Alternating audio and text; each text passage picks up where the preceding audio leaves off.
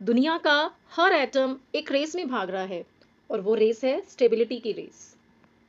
कुछ atom sodium की तरह इतने रेस्टलेस हैं कि पानी में गिरते ही ब्लास्ट हो जाते हैं और कुछ नियॉन की तरह इतने चिल हैं कि किसी से बात तक नहीं करते। इन दोनों में सिर्फ और सिर्फ एक इलेक्ट्रॉन का फर्क है, इसके 11 इलेक्ट्रॉन और इसके 10 इलेक्ट्रॉन। आखिर सिर्फ एक इलेक्ट्रॉन का फर्क किसी एटम की पूरी पर्सनैलिटी कैसे बदल सकता है? आज हम केमिस्ट्री के सबसे बड़े राज इलेक्ट्रॉनिक कॉन्फ़िगरेशन को डीकोड करेंगे। इलेक्ट्रॉन्स जो हैं वो डिफरेंट शेल्स में कैसे डिस्ट्रीब्यूट होते हैं और इलेक्ट्रॉन्स का यही अरेंजमेंट कहलाता है electronic configuration. Electronic configuration is the arrangement of electrons of an atom in various shells or energy levels as K shell, L shell, M shell, etc. अगर अभी तक सब समझ आ रहा हो तो वीडियो को लाइक ज़रूर करना। आपका एक लाइक मुझे अच्छे वीडियोस बनाने के लिए मोटिवेट करता है। हमने पढ़ा था ये लास्ट वीडियो में इलेक्ट्रॉन्स जो है वो रैंडमली एंटर नहीं करते कि अपनी मर्जी से किसी भी शेल में एंटर कर जाएंगे। हर शेल की एक फिक्स्ड कैपेसिटी होती है और जिसका हमने फॉर्मूला पढ़ा था 2n स्क्वायर। पहली शेल कितने इलेक्ट्रॉन होल्ड करके रख सकती है? 2। सेकंड जो है वो 8, थर्ड जो है 18। साथ ही हमने ये भी पढ़ा था कि किसी भी एटम की आउटर मोस्ट शेल में 8 इलेक्ट्रॉन से ज़्यादा हम नहीं रख सकते, भले ही उसकी कैपेसिटी ज़्यादा हो। 18 एलिमेंट्स के स्ट्रक्चर ऑफ एटम्स दिखाए गए हैं जिसमें आपको इलेक्ट्रॉनिक डिस्ट्रीब्यूशन दिख रहा है। तो हम इसको वन बाय वन देखते हैं। हाइड्रोजन, इसका एटॉमिक नंबर 1, तो इलेक्ट्रॉन इसमें 1, ये के शेल में एक इलेक्ट्रॉन यहाँ दिखा रखा है। जो सेंटर में है ये क्या है बेटा? ये न्यूक्लियस है और ये जो बाहर बनी हुई है ये क्या है? ये के शेल है। इसमें डॉट से एक इलेक्ट्रॉन इन्होंने दिखा दिया। नेक्स्ट है हीलियम। हीलियम का एटॉमिक नंबर 2, तो इसमें फर्स्ट शेल में ही 2 इलेक्ट्रॉन आ जाएंगे, ये फर्स्ट और ये सेकंड। लिथियम में 3 एटॉमिक नंबर है इसका, तो 3 इलेक्ट्रॉन, ये पहली शेल में 2 इलेक्ट्रॉन, ये सेकंड शेल में 1 इलेक्ट्रॉन। बेरिलियम का एटॉमिक नंबर होता है 4, 4 इलेक्ट्रॉन का डिस्ट्रीब्यूशन दिखाना है। पहली शेल के शेल में आ गए 2, ऐसे ही एल शेल में बचे हुए 2 इलेक्ट्रॉन। ठीक है, फिर आया बोरोन। बोरोन का एटॉमिक नंबर 5, तो पहली शेल में के में आए 2 और सेकंड शेल में एल में आ गए 3 इलेक्ट्रॉन। ऐसे ही कार्बन का एटॉमिक नंबर 6, तो के शेल में आए 2 इलेक्ट्रॉन और एल में आए 4। नाइट्रोजन का एटॉमिक नंबर 7, तो पहली शेल में आए के में 2 और एल में आ गए 5। सोडियम का हमने अभी पढ़ ही लिया था। मैग्नीशियम का एटॉमिक नंबर 12 होता है, पहली शेल में 2, सेकंड में 8 और थर्ड में बचे हुए 2 इलेक्ट्रॉन। ऐसे ही एल्यूमिनियम है, एल्यूमिनियम का 13 होता है एटॉमिक नंबर, 13 ही इलेक्ट्रॉन, तो पहली शेल में 2 दिखा रखे हैं और इसमें देखो सेकंड में 8 और बचे हुए 3 इलेक्ट्रॉन एल शेल में। फिर सिलिकॉन, इसका 14, तो क्या हो जाएगी 2, 8 और 4, इस तरीके से डिस्ट्रीब्यूशन होगा इलेक्ट्रॉन का। ऐसे ही फॉस्फोरस, इसका एटॉमिक नंबर 15, तो के में आएंगे 2 इलेक्ट्रॉन, फिर 8, फिर बचे हुए 5 एम में चले गए, एम शेल में। फिर सल्फर, सल्फर का होता है 16, तो 2, 8 और 6। फिर क्लोरीन, क्लोरीन का एटॉमिक नंबर 17, तो 2, 8 और 7। फिर आया यहाँ आर्गन। ऑर्गन का एटॉमिक नंबर होता है 18, तो 2, 8 और 8। यहीं पे एक रूल आता है, ऑक्टेट रूल। एटम्स के लिए 8 एक उनका मैजिक नंबर है।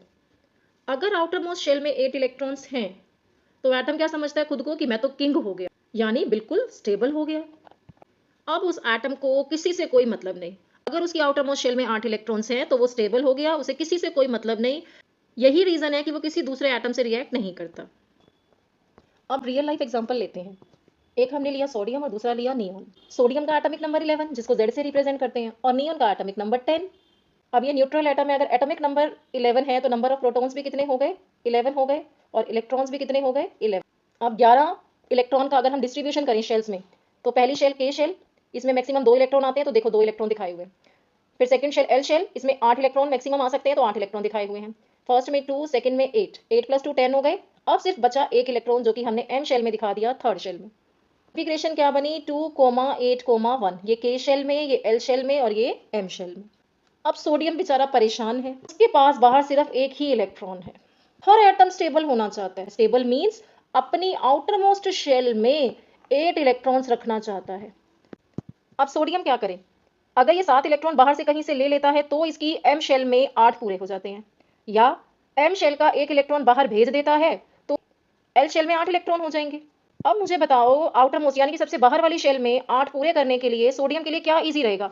किसी दूसरे एटम से 7 इलेक्ट्रॉन्स ले ले, या एक इलेक्ट्रॉन छोड़ दे, और एल में तो 8 पूरे ही है। सोडियम क्या करेगा? एक इलेक्ट्रॉन को लूज कर देगा। ये वाला एक इलेक्ट्रॉन जो है उसने लूज किया, तो एल शेल में 8 कंप्लीट हो गए।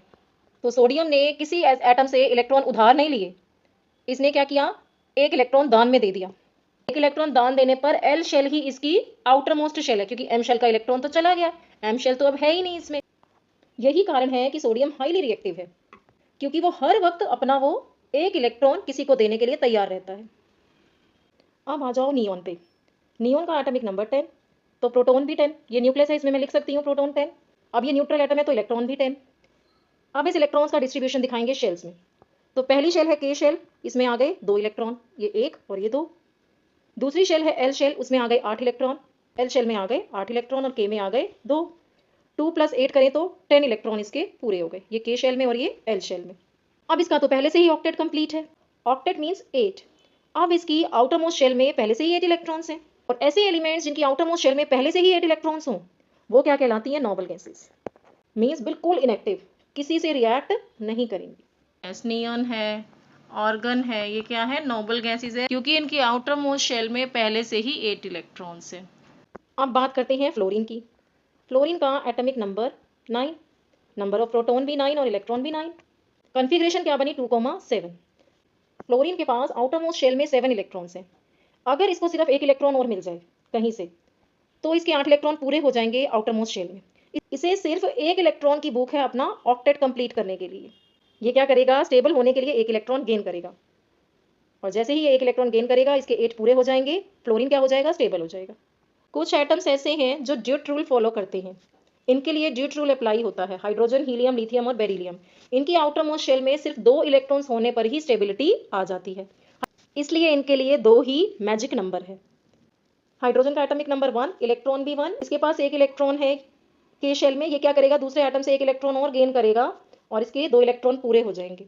ऐसे ही हीलियम है, इसका एटॉमिक नंबर 2, ये इसकी के शेल दिखाई है, के शेल में 2 इलेक्ट्रॉन, सेकंड मैंने यहाँ दिखा दिया बेटा, ठीक है, एक ये हो गया और एक ये। लिथियम है, इसका एटॉमिक नंबर 3, तो के शेल में 2 इलेक्ट्रॉन, एक ये और एक ये, और एल शेल में आ गया बचा हुआ 1 इलेक्ट्रॉन। लिथियम क्या करेगा? इस 1 इलेक्ट्रॉन को लूज कर देगा और के शेल में इसके 2 कंप्लीट हो जाएंगे, तब ये स्टेबल बोला जाएगा। बेरिलियम का एटॉमिक नंबर 4, पहली शेल में 2 और सेकंड शेल में भी 2, ये क्या करेगा? एल शेल में से 2 इलेक्ट्रॉन क्या करेगा? लूज करेगा और इसकी के शेल कंप्लीट हो जाएगी, के में 2 ही इलेक्ट्रॉन रह जाएंगे, तब ये स्टेबल बोला जाएगा। तो ये ड्यूट रूल को फॉलो करते हैं जिसमें मैजिक नंबर होता है 2। देखा कि सभी एटम्स की आउटर मोस्ट शेल में 8 इलेक्ट्रॉन्स नहीं है, बट सभी चाहते हैं कि आउटर मोस्ट शेल में 8 इलेक्ट्रॉन्स आ जाएं। कैसे हो रहा है बेटा? इलेक्ट्रॉन्स के लेन देन से हो रहा है। तो यहीं से एक नई टर्म आती है वैलेंसी। नेक्स्ट वीडियो में हम वैलेंसी के बारे में पढ़ेंगे। एक क्वेश्चन आपके लिए, अगर किसी एलिमेंट की इलेक्ट्रॉनिक कॉन्फ़िगरेशन 2,8,7 है तो क्या ये एटम 1 इलेक्ट्रॉन गेन करेगा या 7 इलेक्ट्रॉन्स को लूज करेगा स्टेबल होने के लिए? इस एलिमेंट का नाम भी बताएं और अपना आंसर कमेंट में दें।